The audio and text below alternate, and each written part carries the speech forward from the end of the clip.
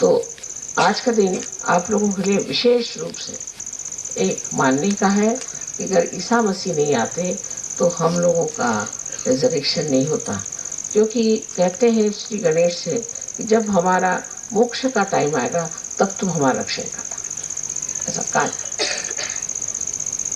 कि हमारे मोक्ष के टाइम में तुम हमारा रक्षण करना। मोक्ष के टाइम में वो स्वयं साक्षात आज्ञा चक्र पे पधारते हैं और आपका रक्षण करते हैं।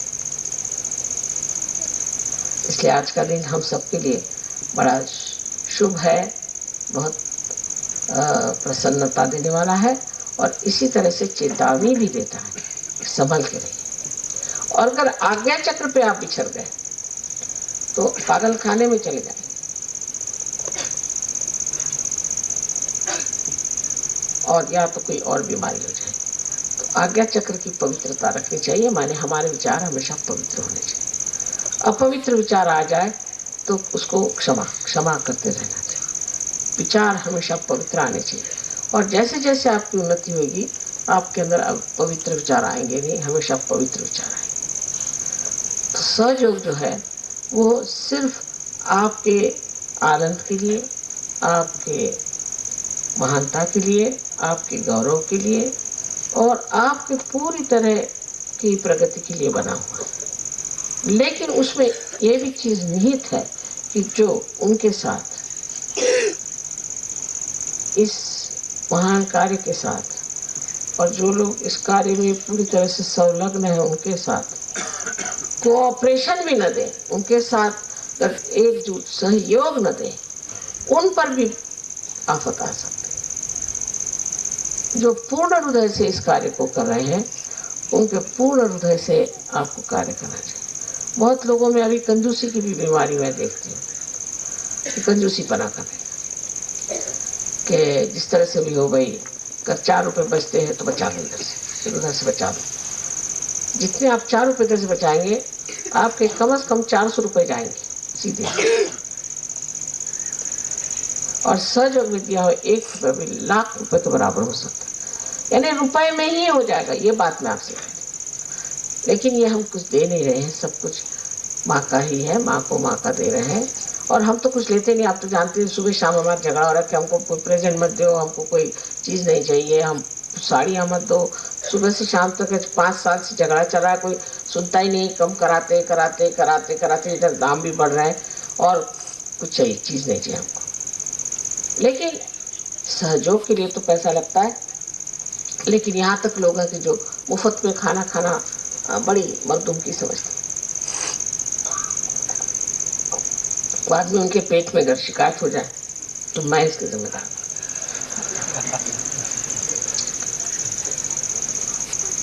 और ये जगह भिखारियों के लिए नहीं, रईसों के लिए। तबीयत चाहिए। अगर आप राजी जैसे आपकी तबीयत तो आइए, कोई जरूरत थोड़ी है कि आपके पास पैसा होना चाहिए। बहुत से पैसे वाले तो इतने महाकंजूस होते हैं और इस कदर अजीब होते हैं कि समझ में नहीं आता। और बहुत से मेरे जैसे गरीब ऐसे होते हैं कि उनको यही मजा आता है कि देते रहो। जब एक हाथ खुलेगा तो आप लेंगे, लेकिन दूसरा हाथ जब खुलेगा तभी दूसरे हाथ से आएगा, ये तो रुक जाएगा वहां। इसलिए कंजूसी की जो बातें मैं सुनती तो मुझे इतनी घिन चढ़ती है कि कुछ पूछे। लेकिन उस दिन का नज़ारा मुझे अच्छा लगा कि जब सब कुछ रहा नहीं तो मेरे फोटो ही को लोगों ने बड़े प्रेम से ले लिया। माँ बाप फोटो दे रही, सब आए, तो बड़ा अच्छा लगा इस चीज से। तो समाधान पहले आना चाहिए। समाधान के बाद ही मनुष्य ईसा मसीह जैसे तो कोई त्याग नहीं कर सकता, लेकिन उस त्याग को सहर्ष स्वीकार करना चाहिए। थोड़ी तकलीफ हो जाए, कुछ बात नहीं, लेकिन हम बहुत बड़े महान कार्य में पड़े हैं और अपने लिए नहीं तो हम सबके लिए कार्य कर रहे हैं। अगले साल मैं सबकी लिस्ट मंगाऊंगी और मैं देखना चाहती हूँ, खासकर बम्बई वालों के लिए शिकायत है कि वो बिल्कुल ही पैसा देने से इनकार करते थे। और ये बम्बई में सारी महालक्ष्मी का टेम्पल है, क्या फायदा उस बेचारे महालक्ष्मी का टेम्पल का, जहाँ की महालक्ष्मी स्वयं जमीन से ऊपर आ गई और वहाँ के लोग इस कदर कंजूस हैं कि वो कुछ भी पैसा नहीं देना चाहते। सोचते सब तो माँ कर ही रही है तो चलो आराम से रहें, सब मजा आ रहा है, चलो।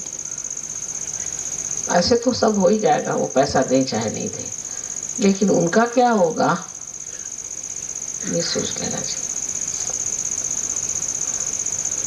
महालक्ष्मी के तत्व में यह है कि जब हम अंदर अपने अंदर समाधान को प्राप्त कर लेते हैं, लक्ष्मी का तत्व जब पूरा हो जाता है तो महालक्ष्मी का तत्व जागृत होता है, जहां हम सत्य को खोजने लगते हैं। अगर आप में समाधान नहीं है तो आप महालक्ष्मी तत्व पे उतर नहीं सकते।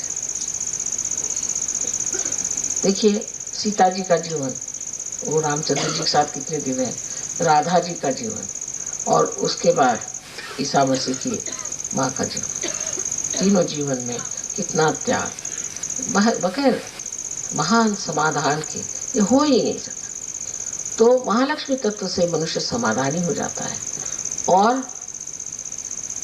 इस तत्व से वो फिर सत्य को ढूंढता है, और सत्य को ढूंढते वक्त असत्य जो है उसे छोड़ते जाता है। तो आज के इस महालक्ष्मी के पूजन में, जहाँ के हम ईसा मसीह को पूज रहे हैं और उनकी माँ मेरी को पूज रहे हैं, तब हमको समाधान में उतरना चाहिए। संसारिक चीजों से, भौतिक चीजों से जब हमारे अंदर समाधान आ जाता है, तभी महालक्ष्मी का तत्व हमारे अंदर जागृत हो जाता है। और फिर जो महालक्ष्मी का तत्व है वो लक्ष्मी तत्व को संभालता है, और लक्ष्मी तत्व अपने आप बनने लग जाता है, अपने आप कार्यान्वित होता है, अपने आप उसका लाभ दे देता है, अपने आप सारी चीजें बन के खड़ी हो जाती है।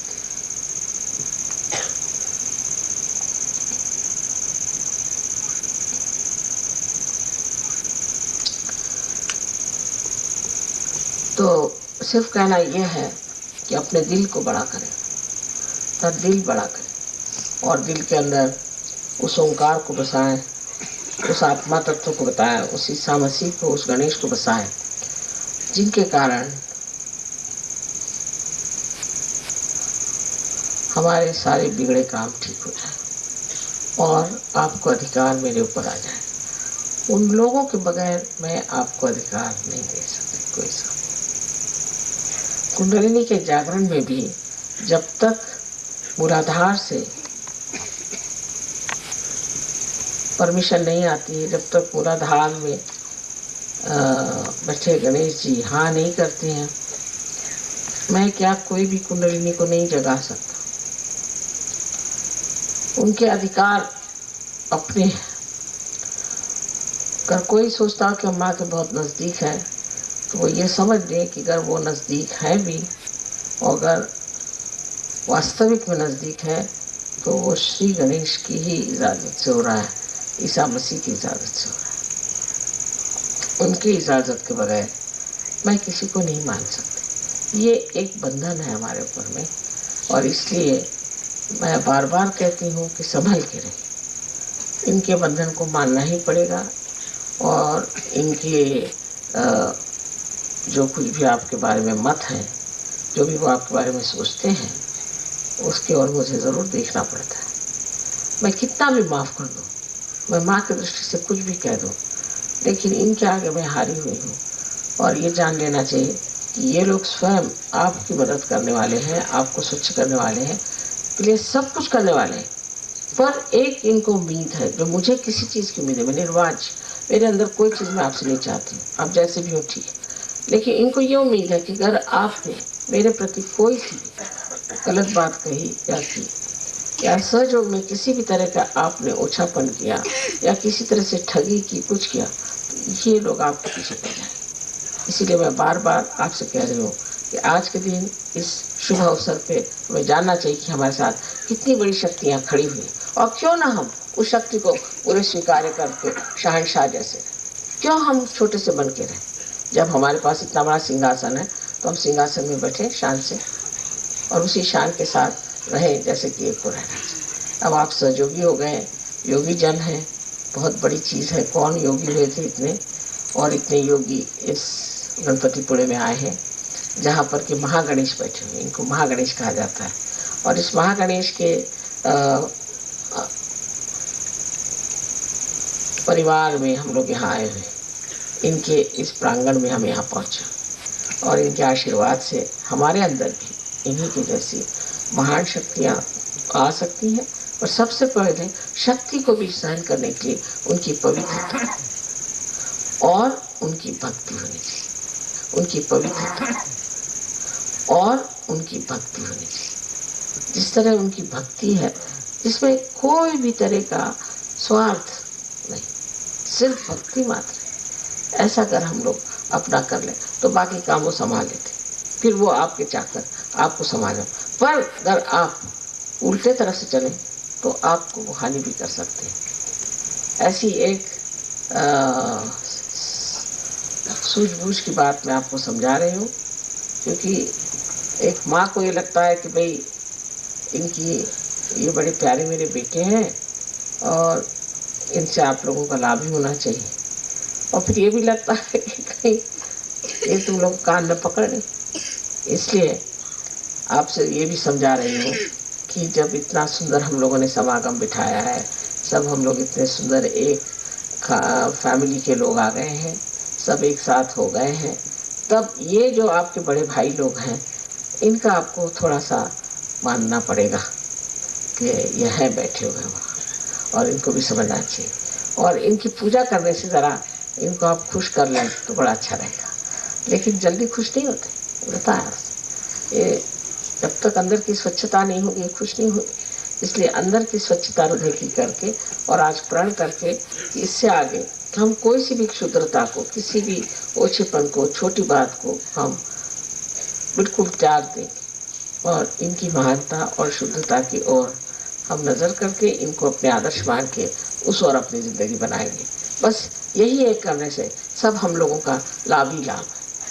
आपको अनंत आशीर्वाद है हमारे, और आप लोग सब आए यहाँ पर इतने प्यार से।